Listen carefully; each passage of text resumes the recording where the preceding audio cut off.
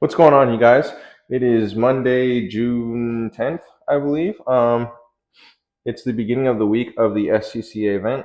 We have one this weekend, Saturday and Sunday, and I thought I'd make a little video of the things I look for and go over on the car before the actual event or on the week of an event. This video shouldn't be too long, so with all that being said, let's get right to it. As you can see, I've already got the car jacked up and in the air. There is a jack stand under there. So we're good to go there. And I always start at the engine bay.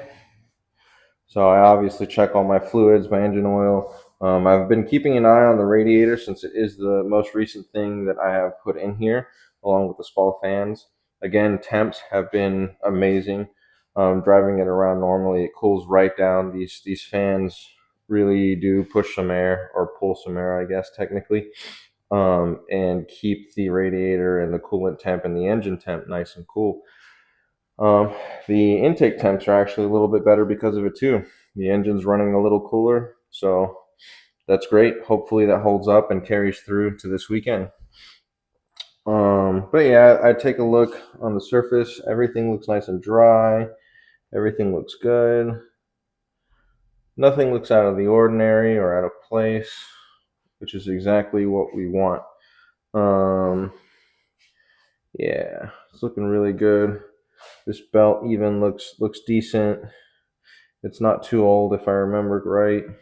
But yeah, so the engine is usually where I look first. Make sure that there's nothing apparent on the top of the engine. So that is where I look first, just to make sure that everything is nice and squared away and we don't have anything out of the ordinary. The next thing I'll look for is any odd wear on our brakes. How much pad life do we have? We got plenty of pad life. Unfortunately, these tires, well, they're snow tires and they seem to be holding up decently. However that may be, there is a little bit of uneven wear on the tread here on the sidewall because I am turning in pretty hard, so I am getting up on that sidewall just a hair. As you can see, no big chunks missing. There was one chunk that was decent that was missing out of it, but I think everything else is good. The coilover looks good. It's nice and dry. It's a little dirty, but it's dry. Um, let's see. You can go and check the rear. Basically, same deal over here. Rotor's starting to get some grooves in it, so we can swap a rotor pretty easily if we need to, but don't have any weird braking issues or anything, so I think it'll be good for this weekend. Same deal with the tires. Look them over. These look fine. They're not doing too much work. And then after that, basically get under the car and make sure everything's squared away underneath it. So we're underneath the car now. Everything looks decent. Looks dry for the most part. I know the camera isn't really doing it justice. It's kind of difficult to point it straight up because of the little gimbal that it's on, but that's okay. You'd be able to see any leaks or anything because these are the lowest points of the vehicle. So we did have an axle leak not too long ago. It looks like that has alleviated itself. Well, not alleviated itself. I replaced the axle seal on the passenger side of the car. It doesn't appear to be leaking anymore, which is awesome. For me specifically on this chassis, I also checked the gas tank because I have had it out of this car like 8 times. So I like to check it because it's been in and out a lot. Make sure that nothing's leaking, no fuel is leaking. We've got it up in the air right now, so you can actually test the e-brake, parking brake, and make sure it's good. Yeah, it's not going anywhere. And with this car being open diff, you can actually rotate the front wheel and make sure you don't hear anything funny. Make sure our wheel bearing is still nice and tight, which it is, very much so. You can check your bushings on your control arms. All that type of stuff that you're going to be abusing while you're racing is really important to check, just to make sure we don't have any accidents or oopsies on the track. The next thing I'm going to do is double check the radiator I'm going to put the car on the ground again and double check the radiator and make sure it's topped off.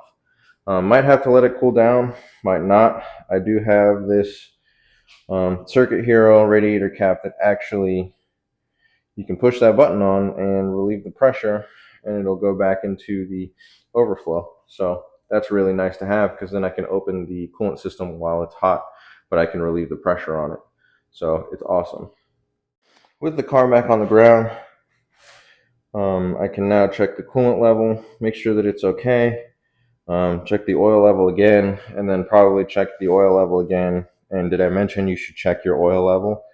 And when you get there and it's race day or track day or SCCA road course, cone course day, whatever you want to call it, you should check your oil level, because it's important. One of the most common things that causes catastrophic failure on a track day is oil starvation.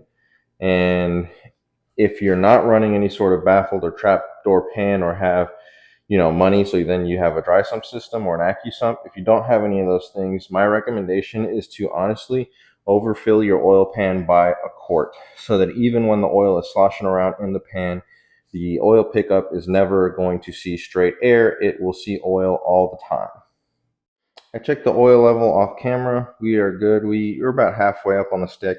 So I'm going to add a quart of oil when I get there on Saturday and Sunday, or for Saturday and Sunday. And our coolant level looks beautiful. Like I said, I just got home from work.